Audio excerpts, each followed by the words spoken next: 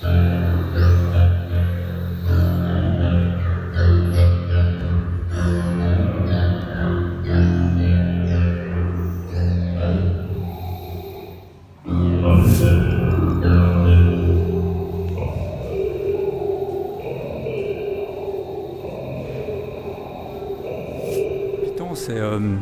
c'est un serpent. Mais pour nous, c'est une installation qui associe le mouvement et le son, qui correspond à une nouvelle étape dans notre travail justement de recherche sur ces deux médias. Et aussi sur l'organicité plastique et sonore, c'est-à-dire que Python est une sculpture qui va produire du son.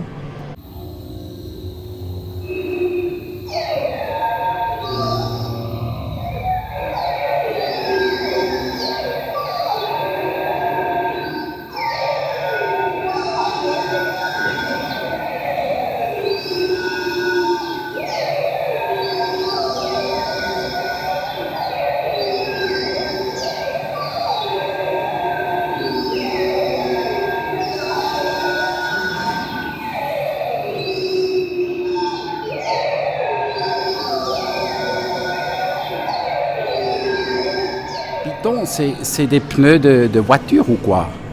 C'est des chambres à air de voitures, enfin de petites voitures. 150, il y en a qui sont collés ensemble, enfin vulcanisés, et puis qui sont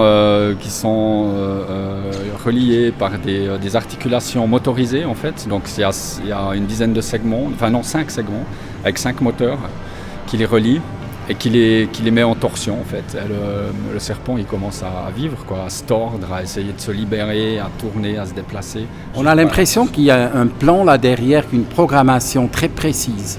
Ouais, non, pas du tout. En termes de mouvement, pas du tout. Je pense que c'est pas possible de programmer des mouvements dans un système aussi imprévisible que 150 pneus. Donc les énergies, les forces, on les connaît pas comme elles agissent. Donc c'est une bête système random qui fait tourner ça. Donc c'est toujours une surprise, voilà, en termes de mouvement. Ouais.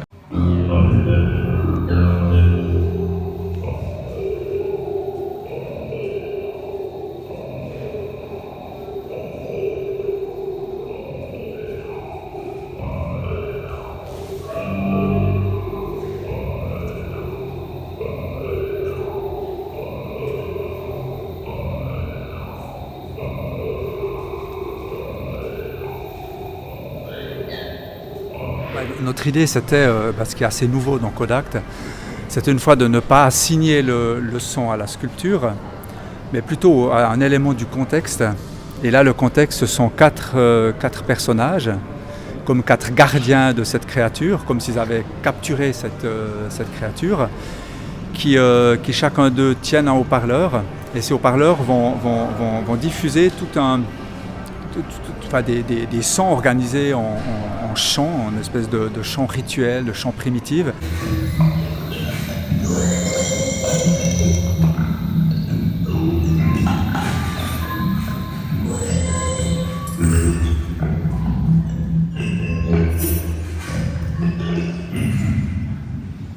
Aujourd'hui, on se retrouve à la Ars Electronica à Linz. C'est déjà la 2e ou même 3e fois que vous êtes ici.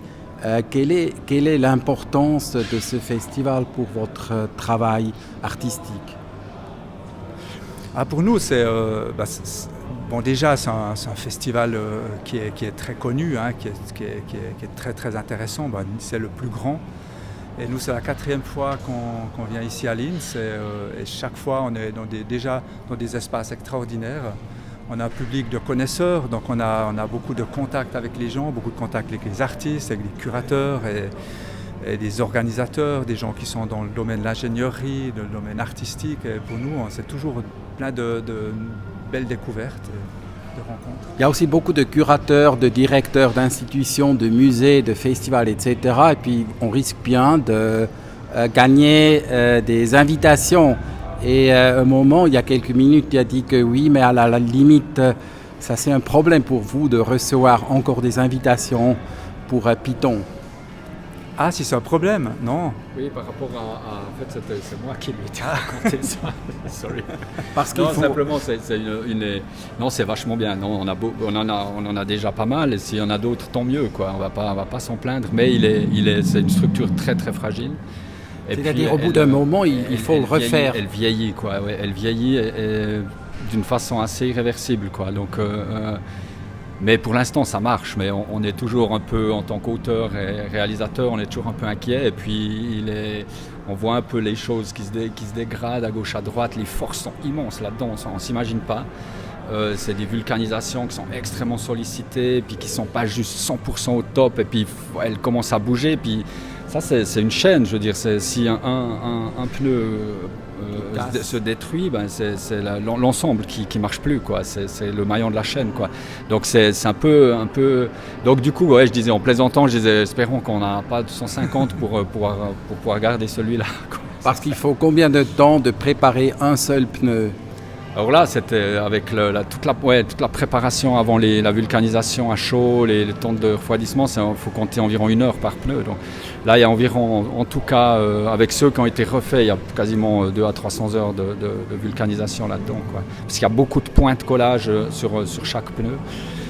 C'est assez une science c'était intéressant, quoi. Il fallait développer un truc. Il y a quand même une chose à dire, c'est que dans l'art de l'imperfection, vu que c'est le titre le thème du festival, voilà.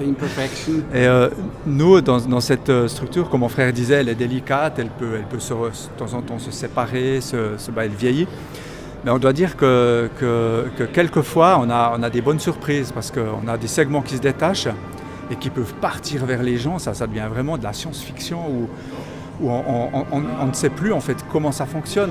Étant donné que les moteurs sont contrôlés par radio, il peut y avoir un segment qui part tout seul, puis il se promène seul dans l'espace. Et ça devient des moments qui sont complètement fous.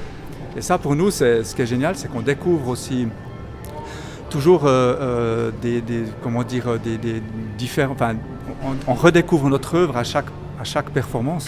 C'est toujours différent vu que c'est random, mais il y a toujours des autres choses qui se produisent, des autres sonorités, des autres mouvements.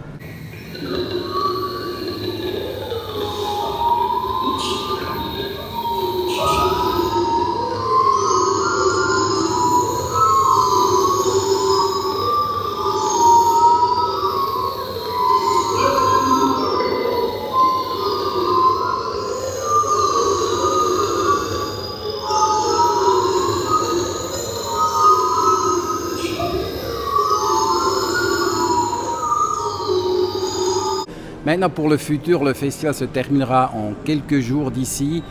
Quels sont vos plans pour le futur proche? Alors, le futur très proche, c'est un festival en Slovénie. Donc, quand on part mardi matin, on part en Slovénie, puis on remonte le Piton le jour après. Et puis après? Après la Slovénie, on rentre en Suisse, et ensuite on part en Allemagne pour deux festivals, et en Belgique. Mais c'est-à-dire que vous êtes hyper occupé ces jours? Ouais, pas mal, ouais, sûr.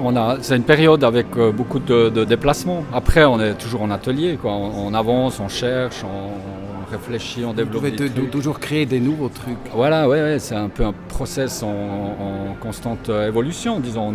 Puis à certains moments, on se dit, ok, on a un bon truc, on va faire un projet, puis on commence à chercher un peu d'argent, puis voilà, comme d'hab, quoi. Ouais.